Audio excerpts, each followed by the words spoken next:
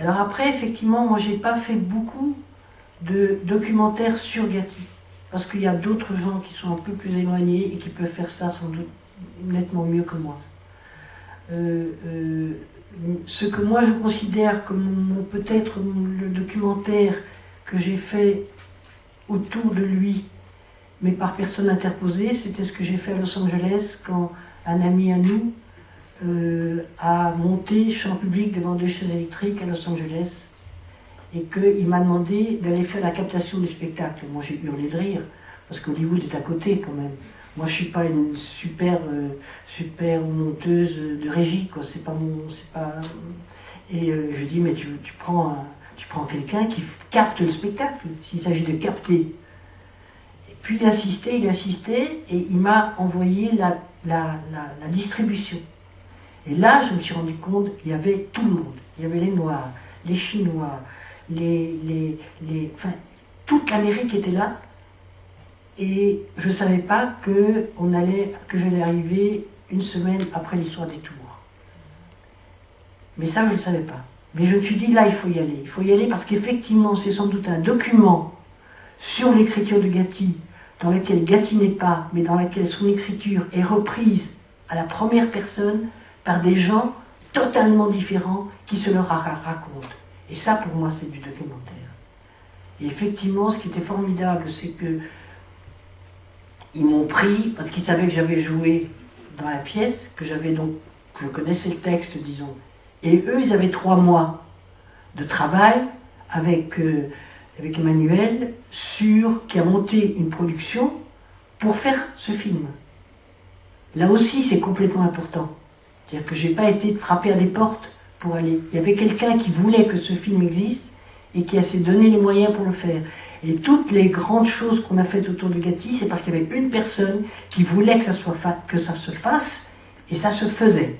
Et quand il n'y a pas une personne qui veut que ça se fasse et qui n'est pas nous, qui peut nous entraîner dans le monde qui nous entoure, eh bien ça ne se fait pas. Parce que, voilà. Et donc, s'il y a documents, il y a ce documentaire-là. Alors effectivement, il y avait aussi des captations.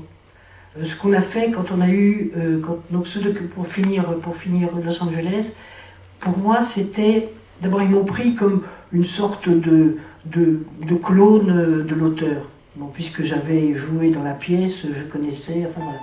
Et donc, et ça pour moi ça a été très très important, c'est que je n'ai pas eu à faire du documentaire et du journalisme.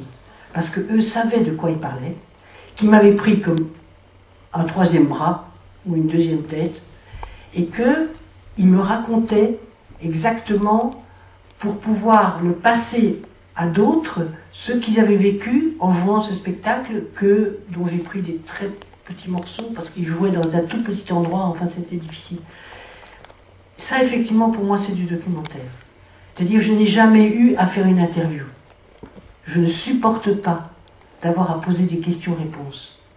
Parce que d'abord, souvent, on les pose. Enfin voilà, c'est pas mon terrain.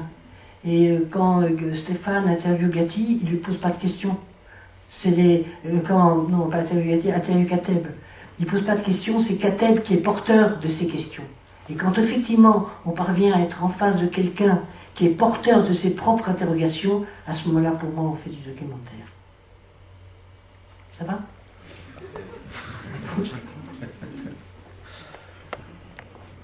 Après ça, il faudrait que je sois fou pour vous adresser une question. Je sais pas. Mais je peux vous relancer l'invitation autour, en tout cas, de ma question, qui est, avant même de se poser la question de comment documenter, si documenter est le bon mot, pourquoi documenter Gatti? Alors, on peut le poser autrement. C'est pourquoi vous avez fait ce livre d'entretien, l'aventure de la parole errante. Ah, c'est déjà une question qui est très en deçà. Non, qui est très en aval de l'histoire. Mais je vous répondrai. En fait, j'ai d'abord découvert Gatti bien avant de le connaître, au cinéma en allant voir l'Enclos, au théâtre en allant voir, enfin c'est mon père d'ailleurs qui m'avait emmené en allant voir Auguste, enfin Auguste G,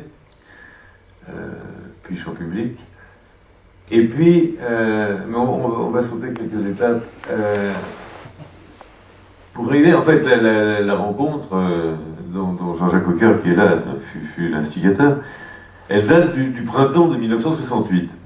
Mais le printemps, la vraie saison, pas celui qui restait dans l'histoire, plus tard. C'était un printemps assez morne, en fait, qui avait inspiré, d'ailleurs, dans un journal de l'époque, sous la plume de l'un de ses meilleurs chroniqueurs, malheureusement disparu aujourd'hui, qui était, je crois, aussi le rédacteur en chef, qui s'appelait Pierre-Vincent-Ponté, un article qui est resté célèbre en effet à cause du contexte qui a suivi, donc qui n'est pas le contexte, et qui s'appelait « La France s'ennuie ». C'était un texte qui datait d'avril 1968. Mais la rencontre, c'était le mois d'avant. C'était en mars 1968, et Jean-Jacques Cocker, ici présent, donc m'avait convié à aller voir une représentation d'une pièce de Gatti qui se jouait, ça s'appelait l'Est parisien déjà, le théâtre, au théâtre de l'Est parisien, qui se nommait, le titre en était « Les 13 soleils de la rue Saint-Blaise ». C'est ça. Les 13 soleils de la rue Saint-Blaise. Et donc, c'était une histoire assez intéressante, d'ailleurs, passablement anachronique, puisque elle racontait au présent une histoire quand même qui était avec la part de légende qui accompagne les recréations de Gatti. Donc c'était à la fois une révolte et une utopie d'étrangers, d'immigrés, qui se passait en effet dans le 20e arrondissement, dans ce qui restait déjà, l'essentiel avait été passé au bulldozer et reconstruit depuis, dans ce qui restait d'itinéraires au-dessus du Père-Lachaise des dernières heures de la Commune de Paris, donc entre autres la rue Saint-Blaise. Il y avait d'ailleurs dans cette pièce, qui est un très beau texte, il y avait comme ça quelques répliques historiques, puisque les personnages peu à peu, qui étaient confrontés à une tentative d'alphabétisation par une institutrice pleine de bonne volonté. Alors, les tentatives réussissaient, ne réussissaient pas, et les fameux 13 soleils, ben, c'était ces personnages qui, peu à peu, s'incarnaient eux-mêmes en soleil pour essayer d'habiter une histoire que, grosso modo, on leur refusait. Et il y avait notamment l'un des personnages qui avait un moment qui lançait comme ça une phrase qui connaîtrait une certaine postérité, qui même à l'époque sonnait assez juste. Et à l'époque, encore une fois, on est au mois de mars de l'année 1968. Et cette réplique disait, enfin ce cri comme ça lancé, c'était « Sous les pavés, la plage ».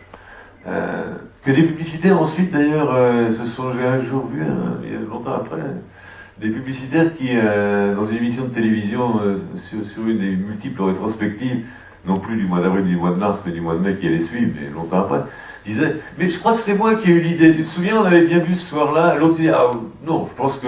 Enfin peut-être, on va dire qu'on a eu l'idée tous les deux. » Ce qui prouve que la publicité, c'est un peu comme le journalisme, il faut quand même la manier avec précaution.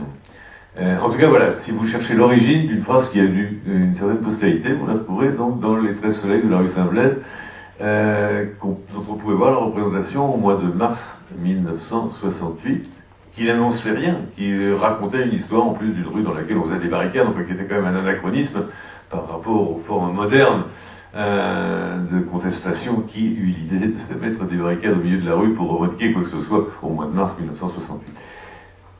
Donc 120 ans, enfin, après 1848, qui était la grande époque des barricades dans les rues parisiennes, puis après les barricades de la Commune de Paris.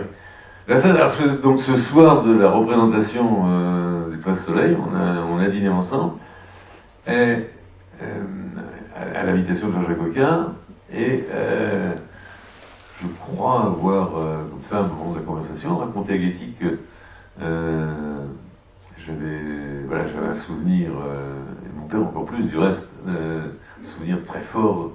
L'Enclos, on en a parlé plus tard, L'Enclos qui est un film de l'éboueur Auguste G, donc une pièce sur Auguste, donc le père de Gatti, et que c'est un texte qui avait très très profond, et une pièce qui avait très profondément touché mon père. Et nous avions au cours de la conversation évoqué une autre histoire comme ça de filiation qui avait quelques parallèles avec les Bauer et son fils journaliste, enfin journaliste puis dramaturge puis cinéaste, qui était un texte de l'écrivain Paul Nizan qui s'appelait Antoine Bloyer, que probablement beaucoup d'entre vous connaissent.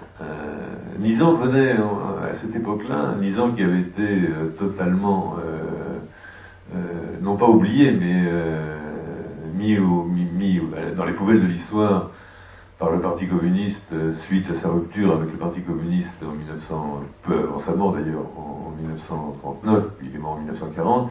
Donc Paul Nizan qui était compagnon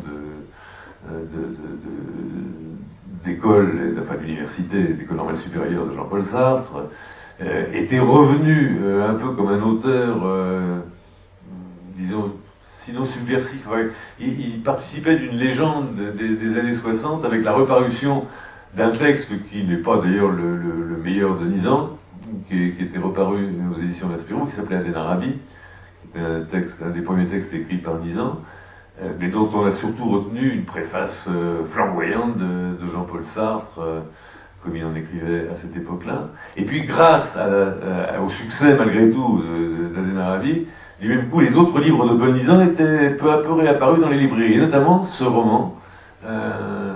Ceux qui ne l'ont pas lu, ils auront la chance de pouvoir le découvrir, qui s'appelait Antoine Bloyer. Et le rapport entre ceci et cela est assez... Il n'est pas mécanique, mais il est assez proche quand même.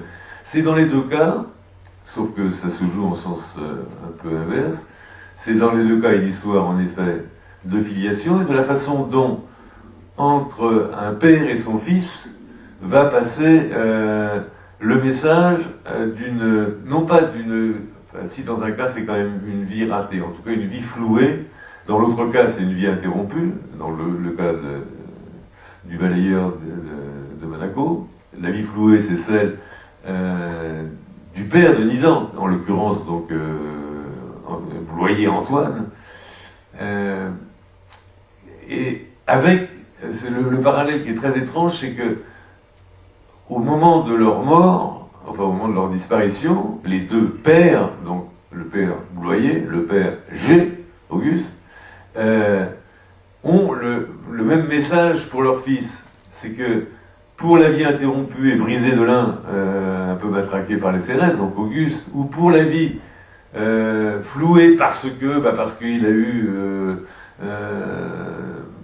des rêves de réussite qui n'étaient pas ceux d'un accomplissement, donc ça c'est dans le cas de Bloyer, les deux transmettent à leur fils d'une certaine manière le même message. Le fils s'appelle Christian, non Auguste, et Auguste dit à Christian, en gros, le texte est plus beau que ce que je vais en citer, mais tu me feras revivre dans la Révolution aura lieu, la grande émancipation dont j'ai toujours rêvé, puisque moi je ne verrai plus rien, puisque grosso modo mon histoire s'arrête là, mais tu la porteras et tu la feras pour moi. C'est le message qu'Auguste adresse donc au fils qui s'appelle Christian dans la pièce, Armand Dawn-Sauveur dans la réalité. Et alors après, effectivement, moi j'ai pas fait beaucoup de documentaires sur Gatti, parce qu'il y a d'autres gens qui sont un peu plus éloignés et qui peuvent faire ça sans doute nettement mieux que moi. Ce que moi je considère comme peut-être le documentaire que j'ai fait autour de lui, mais par personne interposée, c'était ce que j'ai fait à Los Angeles quand un ami à nous a monté ce film. Là aussi c'est complètement important. C'est-à-dire que j'ai pas été frapper à des portes pour aller. Il y avait quelqu'un qui voulait que ce film existe et qui s'est donné les moyens pour le faire. Et toutes les grandes choses qu'on a faites autour de Gatti, c'est parce qu'il y avait une personne qui voulait que ça se fasse, et ça se faisait. Et quand il n'y a pas une personne qui veut que ça se fasse et qui n'est pas nous, qui peut nous entraîner dans le monde qui nous entoure, eh bien ça ne se fait pas. Parce que je suis en public devant 2 chaises électriques à Los Angeles, et qu'il m'a demandé d'aller faire la captation du spectacle. Moi j'ai hurlé de rire, parce qu'Hollywood est à côté quand même. Moi je ne suis pas une super monteuse de régie, quoi. C'est pas mon... Et je dis, mais tu prends quelqu'un qui capte le spectacle, s'il s'agit de capter. Et puis il insistait, et il m'a envoyé la distribution, prise à la première personne par des gens totalement différents qui se le racontent. Et ça, pour moi, c'est du documentaire. Et effectivement, ce qui était formidable, c'est que ils m'ont pris, parce qu'ils savaient que j'avais joué dans la pièce, que je connaissais le texte, disons. Et eux, ils avaient 3 mois de travail avec Emmanuel, qui a monté une production pour faire. Et là, je me suis rendu compte qu'il y avait tout le monde. Il y avait les Noirs, les Chinois, enfin, toute l'Amérique était là. Et je ne savais pas que j'allais arriver une semaine après l'histoire des Tours.